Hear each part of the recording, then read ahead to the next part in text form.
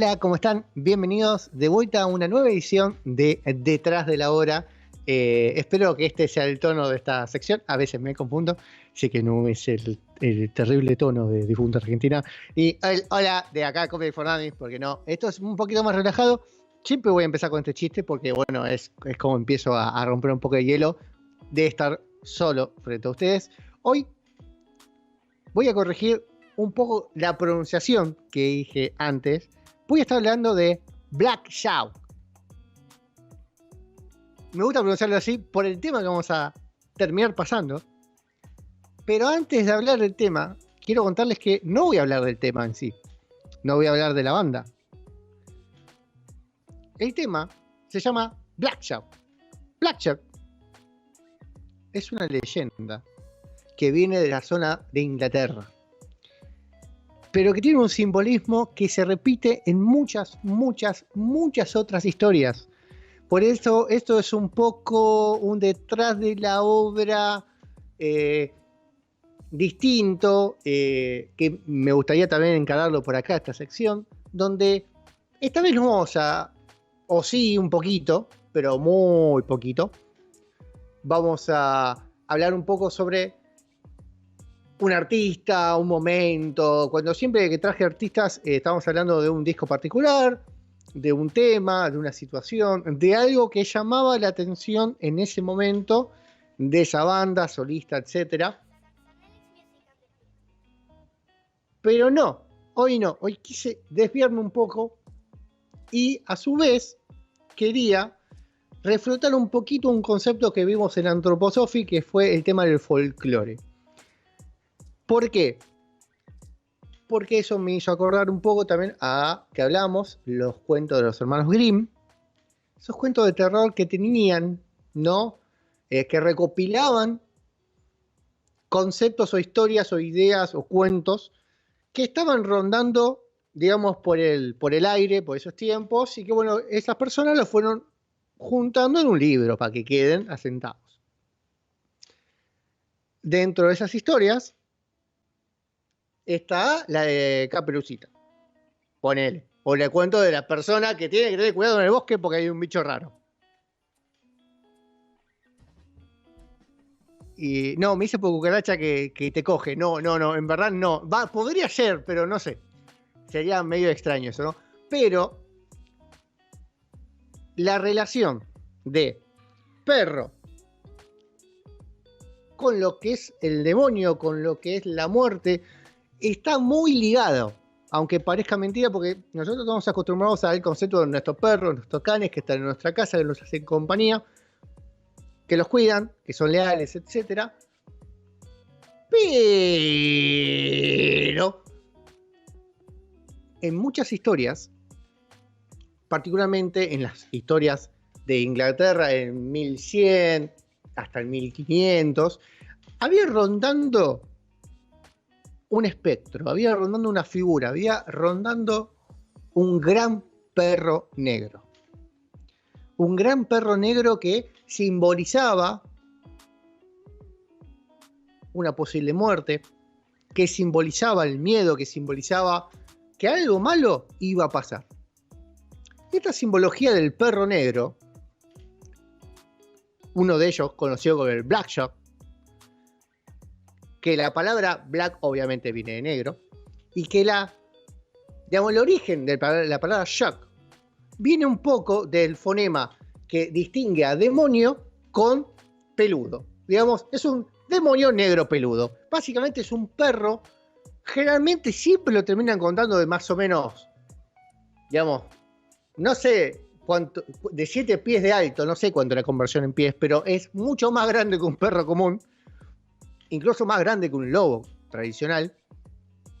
A veces difieren porque dicen que tiene un ojo, otra vez dicen que tiene 2 ojos, pero lo importante es que son 2 o un único ojo, que emiten una luz verde que va intercalándose con un color a fuego, un rojo fuego, que se va intercalando entre esos 2 colores y que genera mucho miedo. Genera mucho miedo y como que te quedes quieto del terror. Si nos vamos un poquito más atrás, el concepto de los perros que están relacionados a lo que es el satanismo, con lo que es las cuestiones demoníacas, no nos corremos mucho, porque recuerden que uno de los que vigila la puerta al inframundo es el perro de 3 cabezas gigantes, ese es el cerebro. O sea, tenemos un Khan que protege las puertas del infierno. Muchos dicen que esta clase de simbología terminó luego abstrayéndose a otras culturas, como por ejemplo las culturas vikingas, en donde, por ejemplo, una de las bestias famosas de la mitología vikinga es otro perro negro. No es mucha casualidad, no puede ser. Se va cambiando el cuento, se va cambiando un poco lo que significa, sí, pero la simbología sigue estando.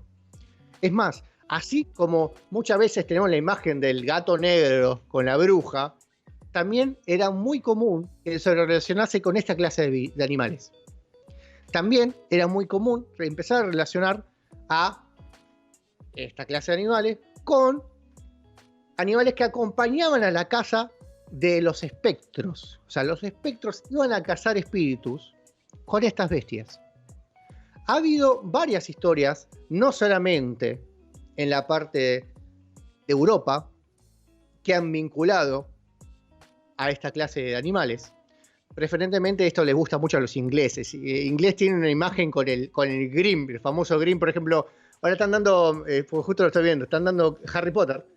Y uno de los personajes que aparece en El prisionero de Azkaban es el famoso Grimm, ¿no? Esa cosa, en verdad terminó siendo el profesor Lupin convertido en hombre lobo, pero se hablaba del Grimm, de este perro que te venía a cazar.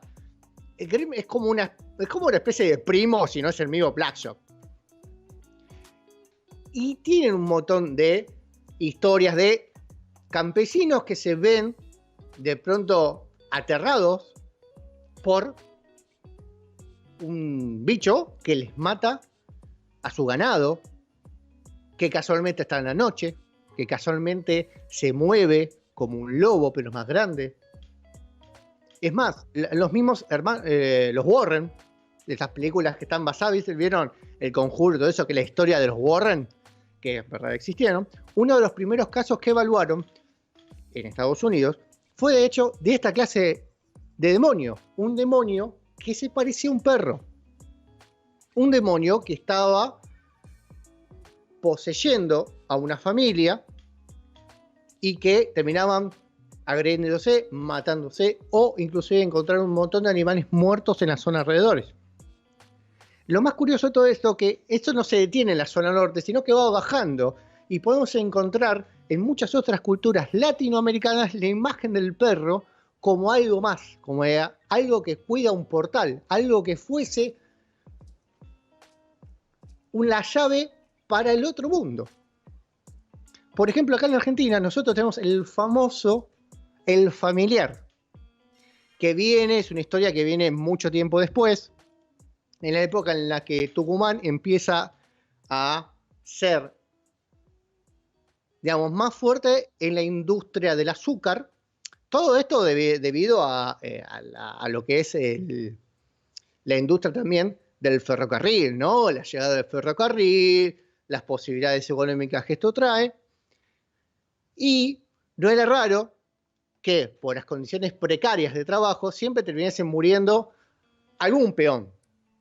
Bueno, que se decía, o por lo menos que se empezó a decir, que los dueños, ¿no?, de los lugares donde se fabricaba el azúcar, tenían un pacto con el diablo. Un pacto que les daba plata. O sea, que sus negocios sean fructíferos. ¿Cómo le pagaban ellos? A través de, al menos, la vida de un peón al año. Y esta clase de demonio, diablo, se materializaba en la imagen de un perro muy grande. Un perro negro muy grande. A lo que se lo conoció como el Familiar. O sea, fíjense cómo es que esa simbología del perro, esa simbología del tipo que del demonio, ¿no? Del tipo que tranza con el demonio, de la persona que tiene contacto con el mal, de aquella figura que protege una entrada al otro mundo, que termina siendo fuente de energía para transitar de un estado al otro, la persona que cuida la entrada al infierno, termina siendo, entre todas las historias, más o menos el mismo bicho. A veces puede ser un perro mucho más grande, con más de una cabeza. A veces puede ser un perro que es más grande de lo habitual. A veces hasta puede pertenecer o aparecer, en verdad, en situaciones de tormenta, en situaciones de inquietud, de miedo, de neblina, de sosiego. La misma imagen, en distintas culturas, representa más o menos lo mismo. ¿Y por qué vino todo este cuento y esta colación y esta explicación de los perros endemoniados? Bueno, una de las historias que más resuena es la del Black Shock. En particular, Black Shock, Old Shock y otra forma de decirse también están, pero esta es la que más se conoce. Y en particular con una historia que se cuenta que sucedió el domingo 4 de agosto de 1577 en una iglesia inglesa, donde se dice que se estaba, ¿no?, auspiciando lo que era la misa, y que había una terrible tormenta. En eso, de pronto, en la iglesia interrumpe un perro negro enorme, iluminado por descargas eléctricas, y que, entrando, desgarrando la puerta, marcando las puertas de la iglesia, entró y atacó a 2 personas que estaban ahí. A ver, ¿esto fue real? ¿No fue o es fantasía? No se sabe, porque también esa iglesia, en esa misma tormenta se prendió fuego porque le cayó un rayo. O sea, mucha mala suerte, sí. ¿Aparecieron 2 cuerpos cerca de la iglesia? Sí. Se lo asignaron al Black Shock. Lo más interesante de todo esto es que por esa zona, o sea, por el condado de Suffolk, allá en Inglaterra, que es donde sucedió esto, en el 2013 encontraron cerca de esa iglesia una tumba. Una tumba que no estaba muy alejada, ¿no?, de donde encontraron los cuerpos de las personas al cual el Black Shock había matado. Una tumba que tenía huesos. Que cuando empezaron a formar lo que encontraron, o casualidad, parecía un gran perro. O sea, técnicamente habrían encontrado la tumba de ese animal. ¿La habrán cazado? ¿Habrá sido un mito? ¿Habrá sido un juntadero de huesos? ¿Alguien nos habrá puesto así en forma de donativo a la Pachamama? Nadie sabe. Pero esta historia del Black Shock siempre estuvo rondando por la zona de Inglaterra y por otros lados, así como nosotros, insisto, nosotros tenemos nuestra versión con el familiar. Pero es así que esta historia le llega a los oídos de un jovencito llamado Justin Hawkins. Justin Hawkins, cuando era chico, vivía en la zona, era de la zona, y cada vez que pasaban por la zona en la que estaba la iglesia, que quedaron ciertas estructuras y entre ellas las puertas que estaban rascadas, le contaron la historia del Black Shock. Años después, en una situación en la que estaban grabando el primer disco, Permission to Land, de la banda The Darkness, en la cual Justin es guitarrista y vocalista, principalmente vocalista, banda que tal vez aparezca de vuelta en detrás de la hora por algún otro tema en particular, donde vamos a hablar un poquito más de The Darkness, pero en una conjunción de que lo estaban grabando, justo había tormenta, se acordó de esta historia y compuso la letra del tema que vamos a escuchar a continuación. Compuso la letra de Black Shock, letra que habla sobre esta historia, el ataque del Black Shock a esta iglesia en 1557. Y me costó encontrar un cover. La verdad que fue difícil encontrar un cover con una calidad como para pasar. Vamos a escuchar la versión de Black Shock, de The Darkness, hecha por una banda italiana, tributo a The Darkness, llamado The Brightness. Me encantó. Que tiene una buena calidad de audio. Y que en un momento, bueno, se puede jugar el cantante con el público, ya ustedes entenderán.